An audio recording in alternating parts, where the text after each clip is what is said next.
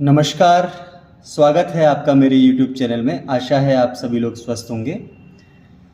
Exercise 1A RS Agarwal का question 1 करते हैं। Express -3/5 as a rational number with denominators. First part है 20। हमें एक्सप्रेस करना है -3/5 को एज अ रैशनल नंबर जिसका डिनोमिनेटर जिसको 20 में कन्वर्ट करना है। फर्स्ट पार्ट में हमारा नंबर गिवन है -3/5। इसमें ऊपर वाले को कहते हैं न्यूमरेटर और नीचे वाले को कहते हैं डिनोमिनेटर। ओके, हमें 5 को 20 में कन्वर्ट करना है। कैसे कर सकते हैं? 5 को 20 में कन्वर्ट करने के लिए हमें 5 को 4 से मल्टीप्लाई करना पड़ेगा। तो क्या हमारा इसका आंसर -3/20 हो जाएगा? नहीं, हमें 4 से मल्टीप्लाई ऊपर और नीचे दोनों तरफ करना पड़ेगा ताकि जो हमारा रैशनल नंबर है वो सेम रहे। तो हम इसे करेंगे इंटू 4 -3 इंटू 4 हो जाता है -12, 5 इंटू 4 हो जाता है 20। ये फर्स्ट पार्ट का आंसर होगा। Second part, express -3/5 as a rational number with denominator. Second part में -30, यानी जो हमारा -3/5 है हमें 5 को -30 में कन्वर्ट करना है। कैसे होगा? माइनस साइन अभी छोड़ देते हैं। 5 को 30 में कन्वर्ट करने के लिए 5 6 30 होता है, तो हमें -6 से मल्टीप्लाई करना पड़ेगा क्योंकि +6 से तो +30 आएगा, अगर -6 से करेंगे तो -30 आएगा। तो -6 से हम डिनोमिनेटर में भी मल्टीप्लाई करेंगे और न्यूमरेटर में भी। माइनस इंटू माइनस प्लस हो जाता है, 6 इंटू 3 होता है 18 और ये आ जाएगा 5 इंटू 6 30 माइनस का आंसर हो जाएगा। थर्ड पार्ट है हमारा, डिनोमिनेटर को 35 बनाना है। नंबर हमारा गिवन है -3/5। 35 बनाने के लिए 5 इंटू 7, 5 7 35 होता है। 7 से न्यूमरेटर में भी मल्टीप्लाई करना पड़ेगा और डिनोमिनेटर में भी। सिर्फ डिनोमिनेटर में मल्टीप्लाई नहीं करेंगे, अगर डिनोमिनेटर में मल्टीप्लाई करेंगे तो हमारा जो रैशनल नंबर है वो चेंज हो जाएगा। इसीलिए ताकि इसे जब हम इसको सॉल्व करें इसका स्टैंडर्ड फॉर्म आए वो सेम ही आए जो हमारा गिवन है। -3 इंटू 7 होता है -21 और 5 इंटू 7 होता है 35। फोर्थ पार्ट है, डिनोमिनेटर गिवन नंबर है -3/5, हमें डिनोमिनेटर को -40 में कन्वर्ट करना है। 5 को -40 करने के लिए क्या होगा? 5 इंटू 8 होता है 40, तो 8 से नहीं -8 से अगर हम मल्टीप्लाई करेंगे तो हमारा जो डिनोमिनेटर है -40 हो जाएगा। माइनस इंटू माइनस प्लस हो जाता है, 8 इंटू 3 24 अपॉन -40। ये इसका आंसर हो गया। Question 1 complete. ओके, क्वेश्चन 2 देखते हैं। क्वेश्चन 2 है हमारा, express -42/98 as a rational number with denominator 7। यानी डिनोमिनेटर जो 98 है इसे हमें 7 में कन्वर्ट करना है। देखिए, जब छोटे से बड़े में जाते हैं तो हम मल्टीप्लाई कर रहे थे जैसे पिछले क्वेश्चन में, लेकिन अभी हमें 98 से 7 जो कि छोटा है उसमें जाना है, तो हमें इसे वो करना पड़ेगा। अब यहाँ पर हम 7 को 98 से करते हैं डिवाइड। 7 1 7, 9 -2 7 हुआ 2, 8 ऐसे का ऐसे ही आ गया। 7 का 2 से नहीं जाएगा, 3 से नहीं, 4 से। 7 4 28। यानी कि अगर हम 98 को 14 से डिवाइड करेंगे तो हमारा जो डिनोमिनेटर है 7 आ जाएगा। लेकिन हम सिर्फ 98 को ही नहीं करेंगे, हम न्यूमरेटर और डिनोमिनेटर दोनों जगह करेंगे। ओके, -48 98, हमें क्या करना है? डिवाइड करना है 14 से दोनों जगह। 14 3 42 होता है, 14 7 98 होता है, तो -3/7 ये हमारा आंसर हो गया।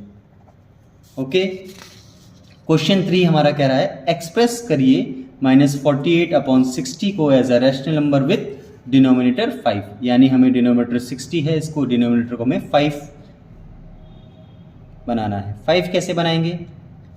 जैसे पिछले क्वेश्चन में किया था, इसे डिवाइड करके देखते हैं। किससे हमें डिवाइड करेंगे कि 5 आएगा? तो 5 को 60 से डिवाइड किया, 5 1 5, 6 - 5 गया 1, 0 ऐसे गया ऐसे आ गया, 5 2 10। यानी 60 को हम जब 12 से डिवाइड करेंगे तो हमारा जो डिनोमिनेटर है वो 5 हो जाएगा। तो ऊपर और नीचे दोनों तरफ हमें 12 से डिवाइड करना पड़ेगा। 12 4 आर 48, माइनस का 4 है क्योंकि माइनस का साइन है, 12 5 आर 60। तो ये हमारा क्वेश्चन 3 भी कंप्लीट हो गया। Okay, question 4, express each of the following rational numbers in standard form. Rational number का स्टैंडर्ड फॉर्म क्या होता है? दो कंडीशन होती है, इंट्रोडक्शन पार्ट में हमने देखा हुआ है। रैशनल नंबर अगर हमारा p अपॉन क्यू है तो p अपॉन क्यू को प्राइम होना चाहिए, उसका 1 के अलावा कोई भी फैक्टर नहीं होना चाहिए और कॉमन फैक्टर नहीं होना चाहिए, और जो q है उसकी वैल्यू नेगेटिव नहीं होनी चाहिए, तो हमारा वो स्टैंडर्ड फॉर्म में कन्वर्ट हो जाता है। -12 अपॉन 30 फर्स्ट पार्ट देख रहे हैं हम। तो देखते हैं कि 12 और 30 इसका कॉमन फैक्टर निकालने के लिए कुछ कॉमन फैक्टर आता है कि नहीं। हम HCF निकाल लेते हैं। 12 को अगर हम 2 सबसे छोटा जो प्राइम नंबर उससे डिवाइड करते हैं, 2 6 आर 12, 2 3 आर 6, 3 1 आर 3। तो 12 को हम लिख सकते हैं 2 × 2 × 3।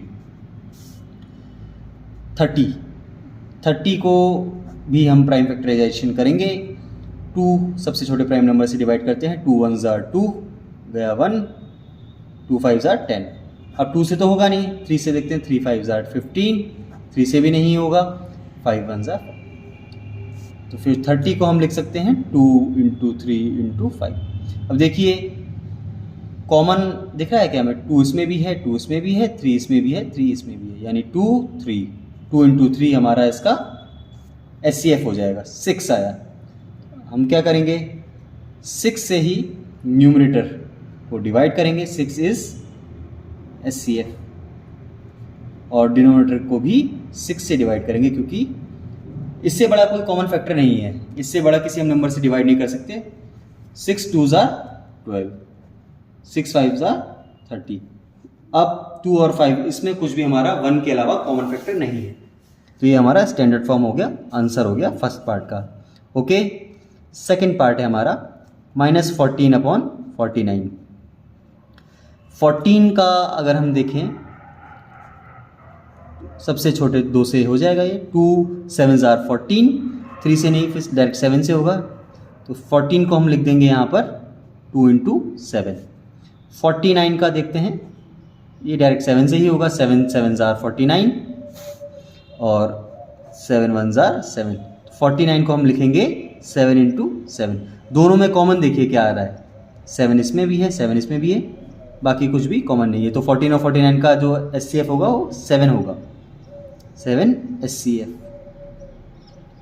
जो HCF आया उससे क्या करना है, न्यूमरेटर को भी HCF उसी HCF से डिवाइड कर देना है और डिनोमिनेटर को भी उसी HCF से डिवाइड कर देना है। 7 2 आर 14, माइनस का साइन है, माइनस ऊपर रह जाएगा, ऐसे 7 7 आर 49। तो ये हमारा स्टैंडर्ड फॉर्म हो जाएगा, आंसर हो जाएगा। ओके, थर्ड पार्ट देख लेते हैं। 24 अपॉन -60। सबसे पहले तो हमारा जो डिनोमिनेटर है वो माइनस में है, इसको आपको प्लस करना है। क्यों? क्योंकि स्टैंडर्ड फॉर्म करने के लिए डिनोमिनेटर कभी भी नेगेटिव नहीं होना चाहिए। तो क्या करेंगे, -1 से न्यूमरेटर में मल्टीप्लाई और -1 से, क्योंकि माइनस से मल्टीप्लाई करने से ऊपर और नीचे में जो हमारा वैल्यू है उसमें 1 से मल्टीप्लाई करने में कोई भी वो नहीं आएगा। -1 से ऊपर और नीचे दोनों तरफ कर देंगे तो नीचे का जो साइन है पॉजिटिव में कन्वर्ट हो जाएगा, क्योंकि माइनस माइनस प्लस हो जाता है। 64 - 24 ये आ गया, लेकिन अभी ये स्टैंडर्ड फॉर्म में आया नहीं है। क्यों? क्योंकि अभी इसमें मुझे कुछ फैक्टर दिख रहा है, कॉमन फैक्टर दिख रहे हैं 1 के अलावा। तो सबसे पहले 24 का हम HCF निकालते हैं। 2 1 आर 2, 2 2 आर 14, 2 6 आर 12, फिर 2 से हो जाएगा, 2 3 आर 6, अब 2 से नहीं होगा, 3 से हो जाएगा। तो 24 को हम लिख सकते हैं 3 × 2 and 3, 2 × 2 × 2 × 3। 64 का देखते हैं, 2 से हो जाएगा, 2 3 आर 6, 2 2 आर 4, 2 से हो जाएगा, 2 1 आर 2, 1 उतर गया, 2 6 आर 12, 2 8 आर 16, 2 4 आर 8, 2 2 आर 4, फिर 2 से हो जाएगा 1 2 3 4 5 6। तो 64 हो गया आपका, 6 टाइम मल्टीप्लाई करेंगे, 1 2 3 4 5 6।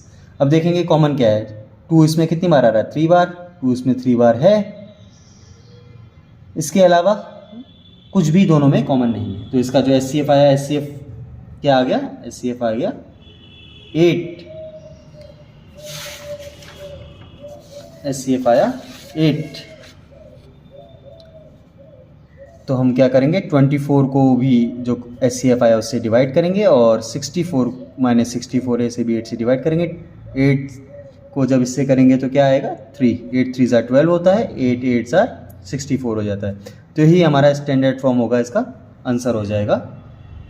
फोर्थ का थर्ड पार्ट भी कंप्लीट हो गया। फोर्थ का फोर्थ पार्ट -36 अपॉन -63।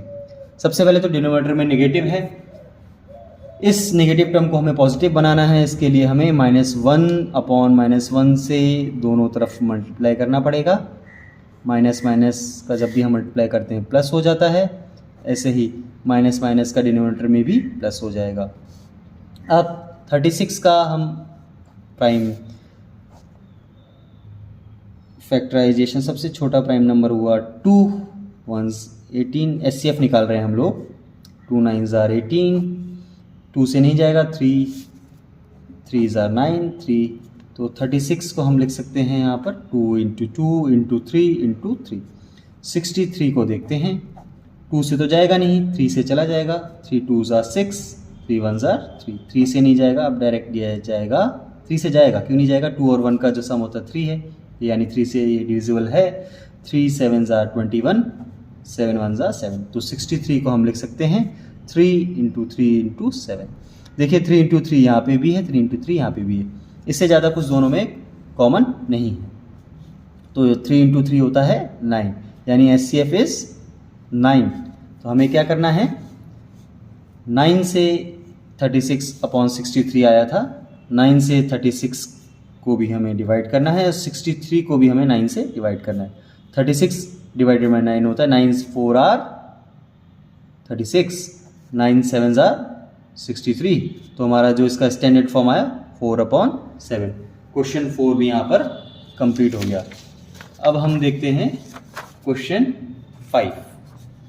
क्वेश्चन 5 में हमारा कह रहा है कि which of the two rational numbers is greater than the given pair. एक हमें पेयर दिया हुआ है रेशनल नंबर्स के, इन दोनों में से ग्रेटर कौन सा है? 3 फर्स्ट पार्ट है 3/8 और 0। हमेशा याद रखिएगा 0 से कोई भी पॉजिटिव नंबर हमेशा बड़ा होगा। ओके, तो इन दोनों में ग्रेटर कौन सा होगा? 3/8 इज ग्रेटर, यही आपका आंसर हो जाएगा। ठीक है, सेकेंड पार्ट में बोला है -2/9 और 0, इन दोनों रेशनल नंबर्स में कौन सा नंबर ग्रेटर है?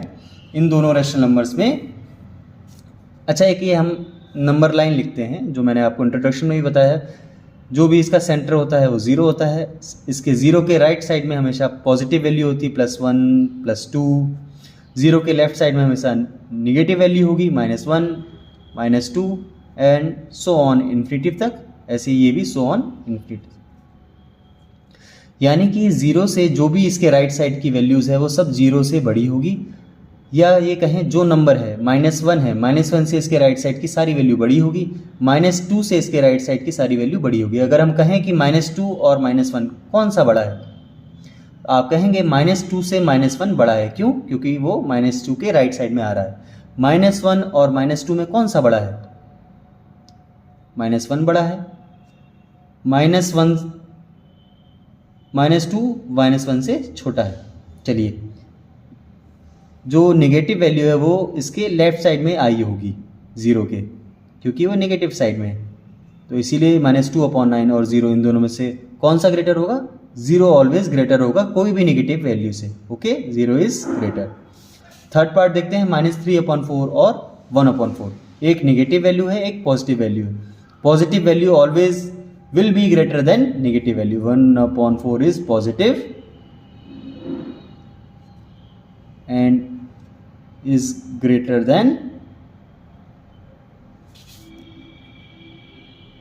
-3/4. ओके, फोर्थ पार्ट देखते हैं, -5/7 और -4/7। अब यहाँ पर देखने वाली बात है कि जो डिनोमिनेटर है वो दोनों में सेम है। अगर सेम नहीं होगा तो हमें एलसीएम लेके सेम बनाना पड़ता है।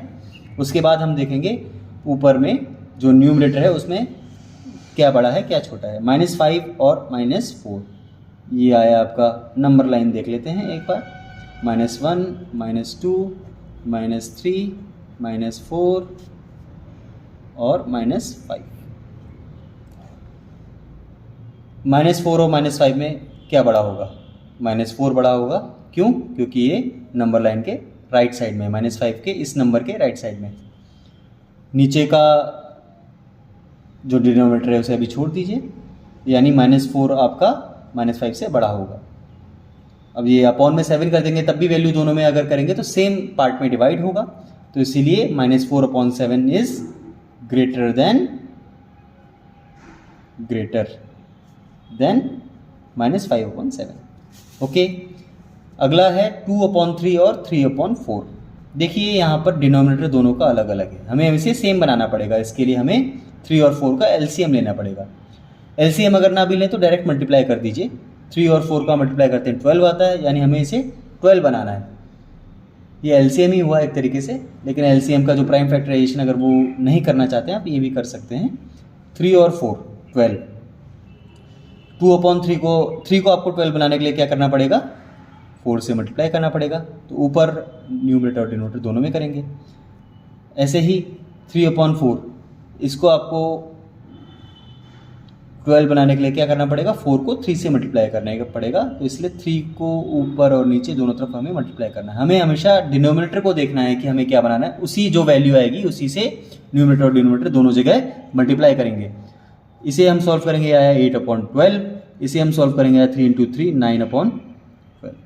नीचे का डिनोमिनेटर सेम है तो 8 और 9 यानी कि 9/12, यानी ये हमारा क्या यहाँ से आया था 3/4 से। 3/4 विल बी ग्रेटर।